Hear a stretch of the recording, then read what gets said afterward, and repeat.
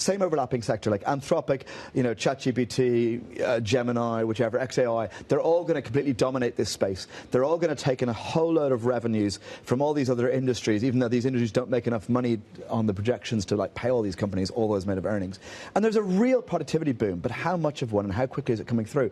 It's really hard to define. I think it's the key question. And when are we going to get that answer? And because that's the kind of earnings rug pull at some point. I think at the moment, there's real earnings being made there, but it's the projections going out that really kind of worry me. So at the moment, I worry that we're conflating the fact that we can produce much more with actually value add, and that's where I don't think we're really getting it. Google out overnight is going to raise 80 billion, going to get the Anthropic IPO.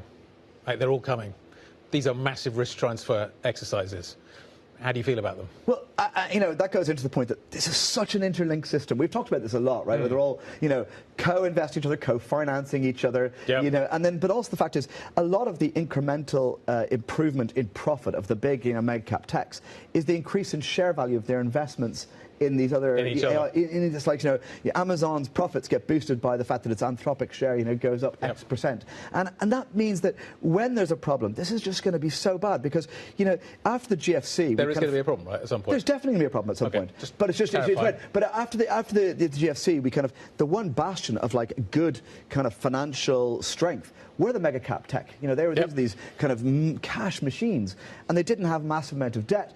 And now they're suddenly building up their debt. Now, again, they're still pretty strong. There's not a sudden problem about them. But we're suddenly we're really pushing this to the limit. Now, does that push to the limit for another 6 months, for years? I up until about a few weeks ago, I was like, it's at least another earnings season away. And whenever you get to another earnings season, you go, at least another earnings season, because it's going to be an earnings rug pull. But I have to say, I'm no longer as complacent about the fact that it keeps on going forever, because I really think we're just seeing an extraordinary euphoria. I think that was Mark admitting he was complacent. Yes. Is that maybe we need to put a pin in that.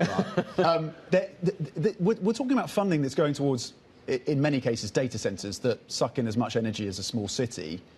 And we're looking at energy. We're looking at Brent right at about $94 a barrel. Yeah. So the Strait of Hormuz is closed. $94 a barrel. Data centres need energy. Increasingly in the US, they're turning to oil and gas. But there seems to be a lag there. How comfortable are you with the oil prices right now? Should we draw that connection to the AI story? Yeah, I'm very uncomfortable because it's not.